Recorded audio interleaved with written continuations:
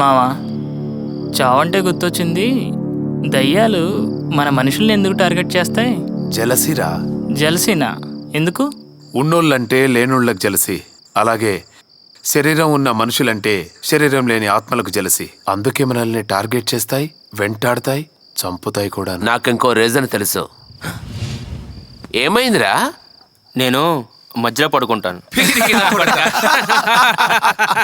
Thanks రా సత్య.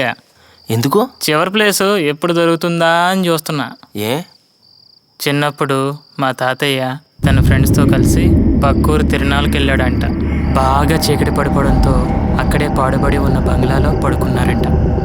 తెల్లారి లేచి చూసేసరికి మధ్యలో పడుకున్న ఇద్దరు రక్తం కక్కుకుని చచ్చిపడి ఉన్నారంట. ఆ విషయం తెలిసిన ఊరి జనమంతా అక్కడికి వచ్చారంట.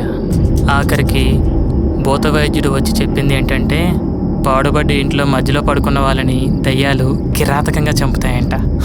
అందుకే చివరి ప్లేస్ ఎప్పుడు దొరుకుతుందా అని చూస్తున్నా.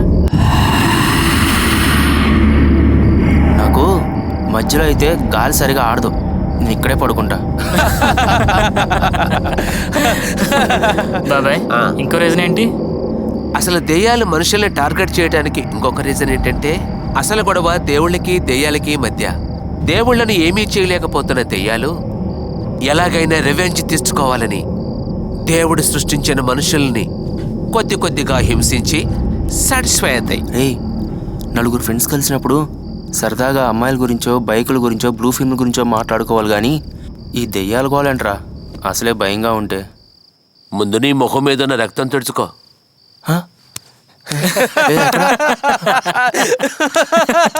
మీరు మారర్రా. బాబాయ్, ఇంతకీ నీ సినిమా కాన్సెప్ట్ ఏంటి? అది ఒక thriller, horror, different concept. Press మీట్లో చెప్పినట్టు అబద్ధాలు చెప్తావేంటి బావా? నార్మల్గా రొటీన్ సినిమా అని చెప్పొచ్చు కదా మాకు. సర్లే అలాగేడు, పడుకోండి. ఇక రేపు పొద్దుగాల వెళ్ళి లొకేషన్లో మాట్లాడుకుందాం. అసలు ఈ రాత్రికే మనలో ఎవరైనా చనిపోతే? రేయ్, ఇంకొక మాట మాట్లాడామంటే నేనే నేను చంపేస్తా. పడక.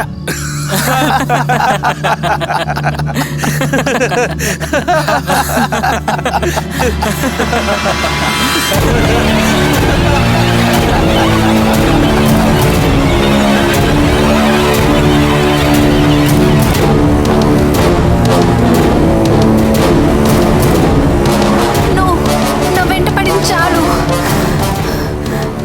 నన్ను వదిలే ప్లీజ్. నన్ను వదిలే, నన్ను వదిలే ప్లీజ్. నన్ను వదిలే.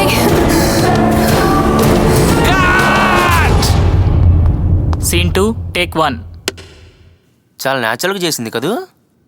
నీ మొహంలా చేసింది. న్యాచురల్గా చేయడానికి ఇదేమైనా బ్లూ ఫిలిమారా? Horror film. తన పర్ఫార్మెన్స్ చూసి థియేటర్లో కూడా ఆడియన్స్ కొడుకు పుట్టాలి, దెయ్యాలకు వచ్చబడాలి. తెలుసా, రామ్ గోపాల్ వర్మ కూడా గజగజ వణకాలి. ఆ రేంజ్లో కావాలి పర్ఫార్మెన్స్. పై చెప్పా. కానీ ఈ సీన్కి ఆ రేంజ్లో పర్ఫార్మెన్స్ అవసరం లేదేమో. సీన్ డిమాండ్ చేయడు కాదు, డైరెక్టర్ డిమాండ్ చేయాలి. మిలా, నువ్వు ఒక హాలీవుడ్ యాక్టర్స్లా చాలా బాగా చేసావు. Thank you. కానీ మన డైరెక్టర్కి అది అవసరం లేదంట. మరేం కావాలి? చూడు, నువ్వు ఇలా ఎన్ని టేకులు చేసినా ఓకే కాదు. నువ్వు సింగిల్ టేక్లో ఓకే చేయాలంటే నువ్వు బాగా చేయాలి. మన్నాడు గురించి నాకు బాగా తెలుసు, నన్ను నమ్ము. రే సత్య, సొల్లో పిట్ వస్తే ఇంకో టేక్ చేద్దాం, సరేనా? Scene 2 take 2. యాక్షన్. నా వెంట పడింది చాలు. నన్ను వదిలే ప్లీజ్. నన్ను వదిలే, నన్ను వదిలే ప్లీజ్. నన్ను వదిలే.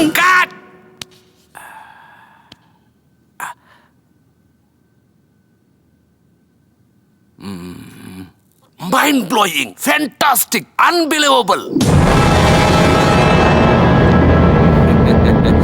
ఎలా ఉందిరా బాబా టైటిల్?